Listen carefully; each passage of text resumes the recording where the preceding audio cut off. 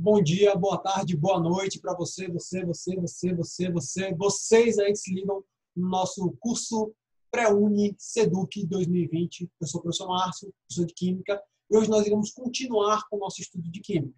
Após modelos atômicos, nossa próxima aula, que será a aula 5, vai ser referente ao tema de tabela periódica, tá certo?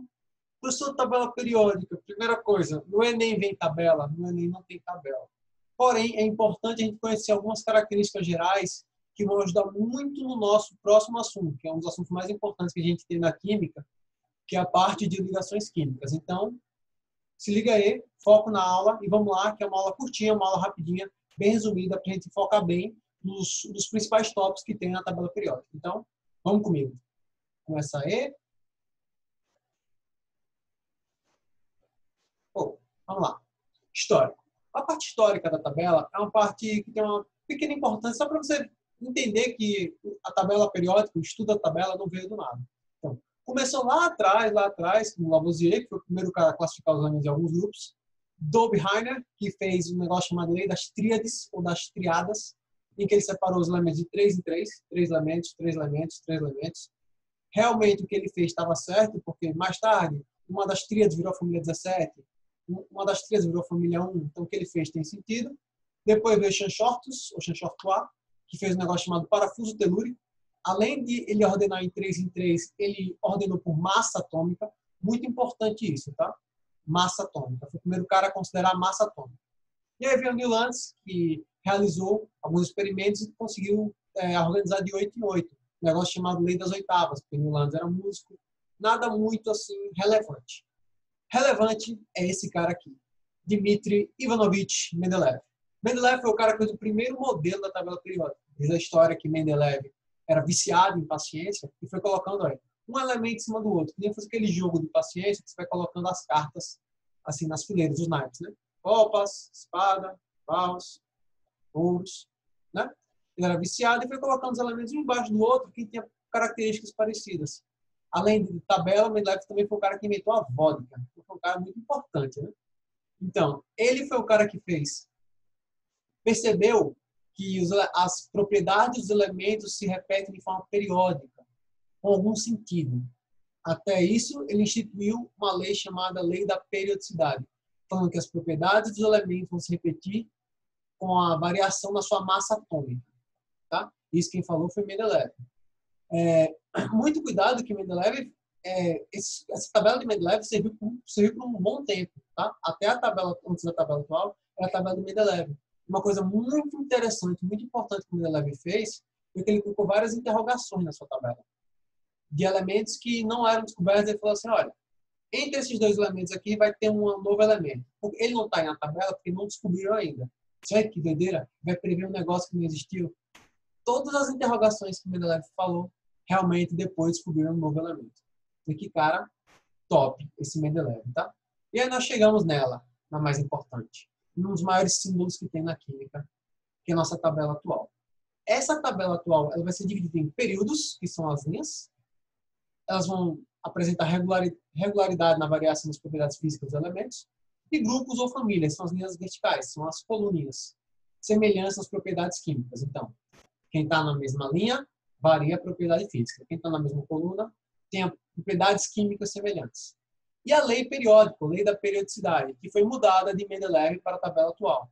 Na tabela atual, a variação não vai ser mais em massa atômica, vai ser em número atômico, que é um conceito muito mais moderno. Porque cada elemento tem seu próprio número atômico. Isso vai deixar muito mais moderno. Como ele fala aí, quando os elementos químicos são agrupados em ordem crescente de número atômico, observa-se a repetição periódica de suas propriedades. Então, na tabela atual, os elementos estão ordenados em número atômico, em número crescente de número atômico, como vocês veem aí, Nós temos hidrogênio, 1, hélio 2, lítio 3, berílio 4, 5 boro, 6 carbono, 7 nitrogênio, 8 oxigênio, 9 flúor, 10 neônio e assim vai. Ordem crescente de número atômico. Repara que eu tenho 7 períodos. Esses períodos, gente, vão indicar as camadas, tá? Primeiro período, uma camada, K. Segundo período, segunda camada, KL. Terceiro período, KLM. Dá para ver aqui na distribuição das camadas. Quarto período, KLMN. E assim sucessivamente. Então, períodos indicam o número de camadas.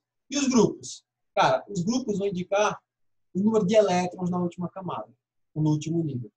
De todos? Não. Porque chegamos numa parte bem importante. Eu tenho dois tipos de elementos. Tá? Vou dar uma rabiscadinha aqui nessa linha da tabela periódica. Olha. Eu tenho esses caras aqui.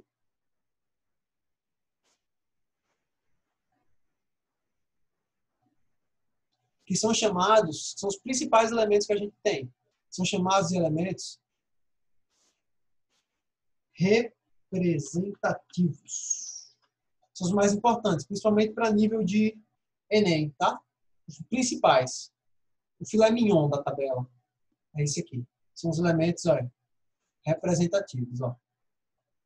Já os de transição, que é o que sobra, não são importantes, mas foque mais nos representativos. São esses aqui. Eu tenho dois tipos de elementos de transição. Eu tenho os caras que são de transição externa e tem os caras que são de transição interna.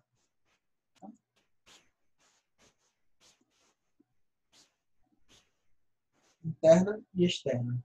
Tá? Parece que interna é aqui, né? Interna é aqui, externa é aqui. Não. Interna é aqui, externa é aqui. Por que esses períodos estão aqui, professor? Longe. Cara, por incrível que pareça, é para deixar a tabela com uma conformidade mais bonitinha mesmo, tá? Aqui é um negócio chamado séries lantanídeos, que o primeiro elemento é o lantânio, e aqui embaixo os actínios, que o primeiro elemento é o actínio, os actinídeos, desculpa. O primeiro elemento é o actínio, tá? Então, períodos indicam o número de camadas, tá? Colunas indicam o número de elétrons na última camada. E todos os elementos? Não, apenas dos representativos. Aqui tem um elétron na última camada. Opa, desculpa aí. Opa, olha. Calma aí, brother. 1 na última camada, 2 na última camada. Aqui ninguém sabe, aqui vai variar, vai variar, vai variar, vai variar.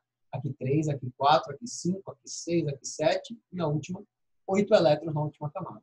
Deixa eu botar aqui para ver melhor. Aqui a nossa tabelinha, tá? Outra característica interessante que tem na tabela. Eu tenho nome dos representativos. Nos de transição não tenho nome. Quais são os nomes dos representativos? Metais alcalinos. O hidrogênio está aí, mas ele não faz parte do metal alcalino. Alcalinos terrosos. Depois vem, fácil, família do boro, família do carbono, família do nitrogênio. Alcogênios, halogênios e, por último, os gases nobres. Beleza?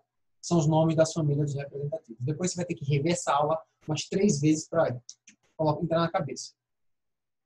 Classificação dos elementos. Eu tenho hidrogênio. Não parece com ninguém. Eu tenho essa parte toda aqui, ó. Isso aqui, esses rosas, até essa escadinha aqui, que é os chamados metais. Os metais têm como características alto ponto de fusão e ebulição, ótimos condutores de energia. São dúcteis, formam fios, são maleáveis, formam lâminas. Em reações químicas, formam cátions.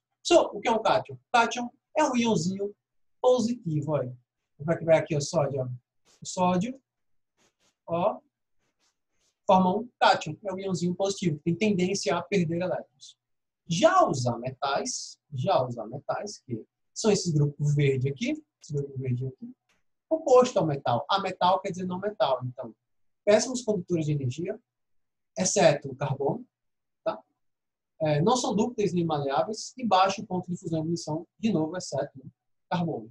Tá? São esses elementos aqui. E tem os gases nobres, são gases de ação estáveis. Como eles são estáveis, não querem se combinar com ninguém. Professor, estado físico dos elementos. Hidrogênio, nitrogênio, oxigênio, flúor, cloro e gases nobres são gasosos na temperatura ambiente. Bromo e mercúrio são líquidos. Resto, sólido. Beleza? Então, voltando mais uma vez, 7 períodos que indicam o número de camadas, 18 colunas que indicam o número de elétrons na última camada. De todos? Não, só dos representativos. Eu tenho de transição também, externa e interna. Tá? Nome das famílias, metais alcalinos, alcalinos terrosos. Família do boro, do carbono, do nitrogênio. Alcogênios, halogênios e gases nobres. Tá? Hidrogênio não parece com ninguém. Metais, alto ponto de fusão e ebulição, ótimos condutores de energia. São dúcteis, formam fios, são maleáveis, formam lâminas, em reações formam cátions. Ametais, baixo ponto de fusão e ebulição, péssimos condutores de energia, exceto o carbono. Em reações químicas formam ânions, que é um íon negativo. gases nobres, gases que não parecem com ninguém.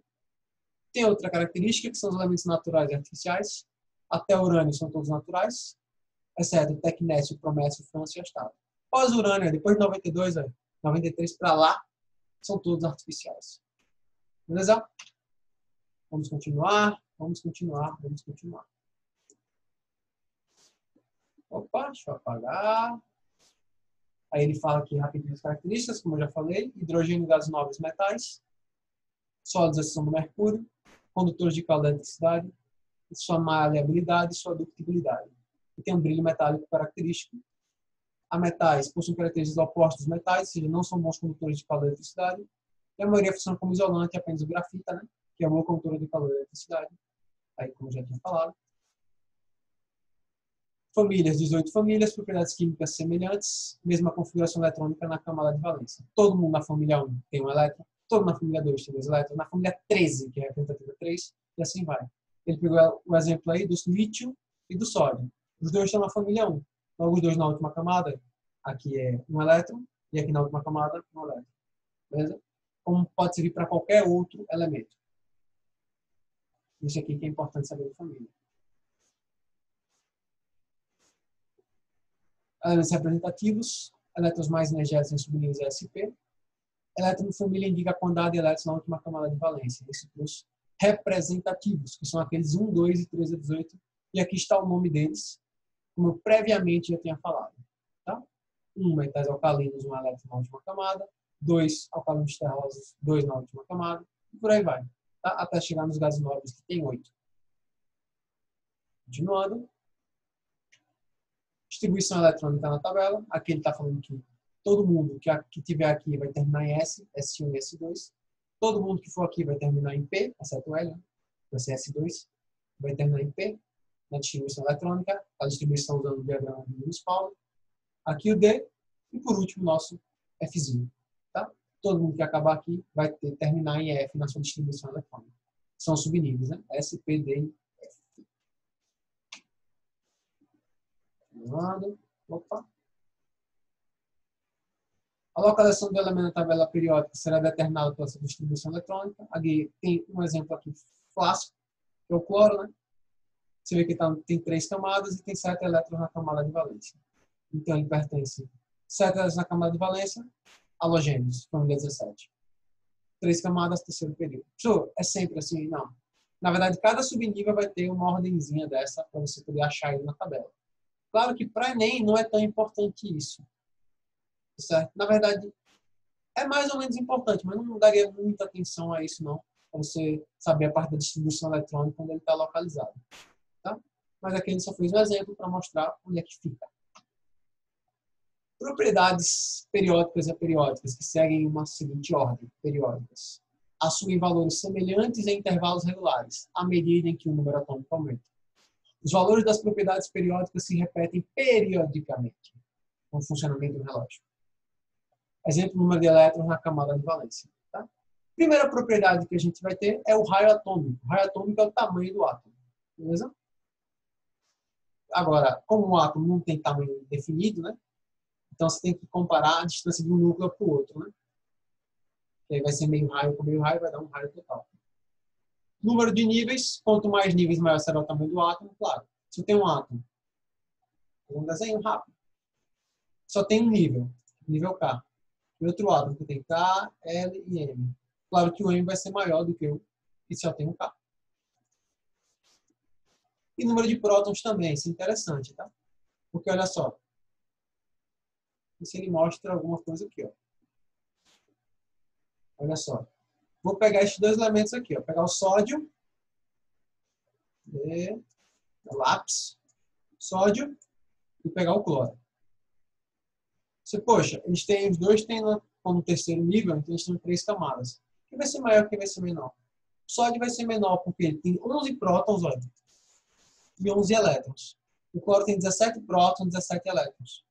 Como o cara aqui, que é o sódio, ele tem 11 prótons e 11 elétrons, e o cloro tem 17 de número atômico, quer dizer que ele tem 17 prótons e 17 elétrons, por causa disso, o sódio aqui ele vai ter um tamanho maior. Por quê? 11 prótons e 11 elétrons vai dar uma atraçãozinha aí, entre a carga positiva e a carga negativa, positiva do núcleo, negativa da eletrosfera. Agora, o cloro tem 17. Então, como ele tem mais prótons e mais elétrons, essa atração vai ser maior. Como essa atração é maior, o tamanho do átomo vai ficar reduzido. Por isso que o raio atômico cresce para a esquerda, porque vai ter número atômico menor, e para baixo, porque tem maior número de camadas. Beleza? Essa é a mais importante de saber, porque as outras praticamente vêm dela. Dá um clear, limpa tudo e vamos embora. Aqui ele mostra o raio atômico dos átomos, né? O césio, como é grande. E como o flúor é pequenininho. Energia de ionização. O que é energia de ionização? Energia é para você remover um elétron de um átomo isolado do estado gasoso. Tá? Aqui ele está formando um cátion. Tá? Formação de íons positivos é um cátion. Quanto maior o raio atômico, menor será a atração sobre o elétron. Portanto, quanto maior o tamanho do átomo, menor será a energia de ionização. Professor, como assim? Imagine que eu tenho dois átomos, um pequenininho e um grande. Tá? Se o raio atômico está grande, está distante isso aqui. Então é fácil capturar um elétron. Mas se o átomo é pequeno, está muito perto. Positivo, deixa eu mudar de cor, né? É um negócio muito bagaceiro. Né? Aqui é o positivo, aqui é o negativo. O positivo do negativo está muito perto. Como está muito perto, é muito difícil, muita energia para retirar. Então, quando o átomo é grande, a energia de ionização é pequenininha. Quando o átomo é pequeno, a energia de ionização é alta. Então, é o oposto ao raio atômico. Átomo grande, raio atômico grande, energia de ionização pequena. Átomo pequeno, energia de ionização alta. Muita energia para retirar esse elétron. É o oposto ao raio atômico, ele cresce.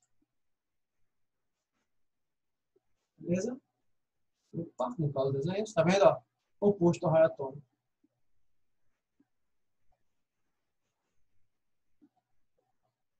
Continuando.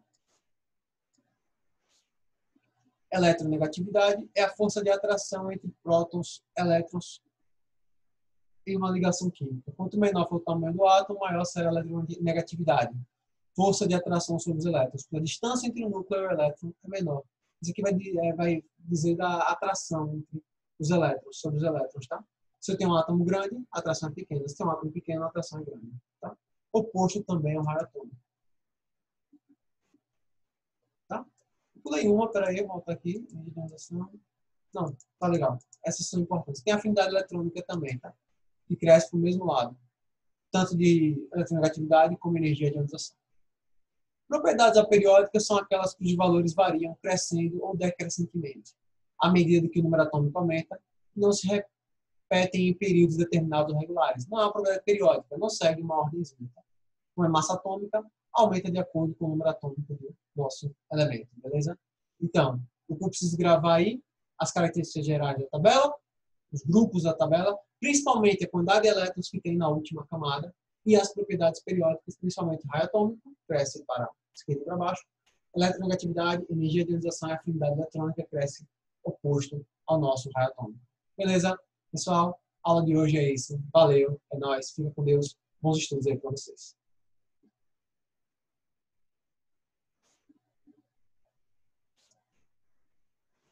Agora estou me batendo aqui para parar.